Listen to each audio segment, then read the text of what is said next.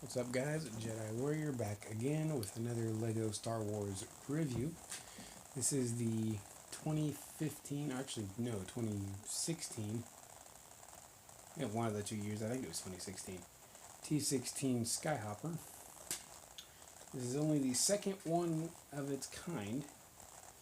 There was another one back in like 2000 that did not look this cool. For figures, you get a Tusken Raider and a T-16 Skyhopper pilot.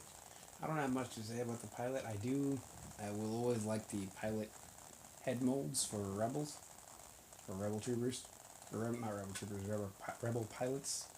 And this one uses the same style of head or helmet mold. The face is open, but you can actually feel the visor molded into it. He does have some strange markings on it, though. The base of this ship is like a block. Or hang on. It also came with a Tusken Raider. And the Tusken Raider does have a lot of tan print on him. It looks like he's kind of bandaged, which looks accurate for them. That head mold is really cool. You have like the ventilator in the front, and you can feel two. I think they're supposed to be antennas. I don't do Tusken Raiders, but I think they're supposed to be antennas sticking out of the back. He comes with a gaffy stick, which is an interesting build, and a rat, which is kind of funny. Now, like I was saying, the base of the ship is kind of a block that it sits on, and from that block you have a big gun that sticks out, and that is the only weapon on the ship. But they weren't fighters. You didn't even see these in the movie. You saw a toy of one, but you didn't really see it in the actual movie. You didn't see it in use. I gotta admit, for a ship with such weird angles, they did a really good job using the oblong-shaped window pieces for the sides of the cockpit. It leaves a little bit of gappiness there, but I think it's the best they could have done. And like I said, this ship has some freaky-looking angles. You have the two side wings that angle down. I think they are supposed to be flat when you're flying. And then you have the tall fin on top. That looks like a shark, almost. Like the front half of a shark. It has spring-loaded shooters under the wings, but they are extremely exposed. Like, these are so exposed, or so badly exposed, I just took them off. Like, mine doesn't have the shooters anymore, because every time I went to pick it up or went to set it down, I'd shoot myself. And as every long-term LEGO fan knows, shooting yourself with one of those is not fun. But in the front, you have three ones up on the fin. You have three cone pieces, which I think are supposed to be lights. Actually, no, there's five. I just saw the two back here. And then you have the hanging doors, sort of, at the bases of the wings. And from those, you have the window pieces. But all of that, the windows and the hanging doors, swing up to just above horizontal for you to get in the ship. You have one pilot seat.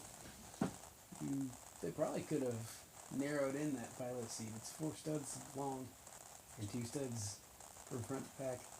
Or 4 studs wide and 2 studs long. In the back there's a lot of area in the back, actually. You could probably fit another figure back here. But you have a box sitting in the middle, and then you have 2 stubs on either side of it that are just blank space.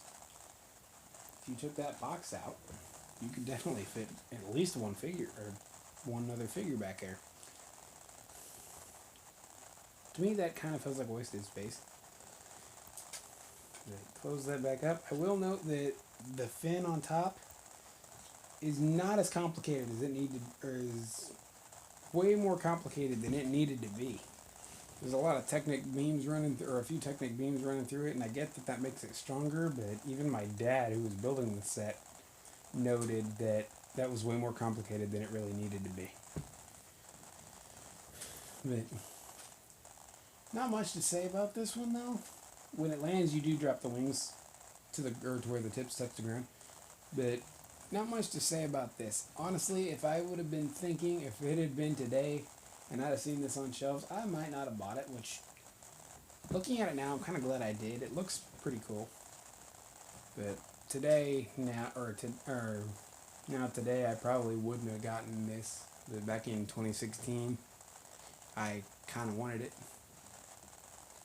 because I thought it looked cool. Which, a Lego model to me, other than collector value, it helps me understand what something looks like in the actual movies. And this is one of them that I kind of wanted when I first heard about it in the movie, or when I first saw it in the movie. I thought it looked cool. But that's it for now. Peace out.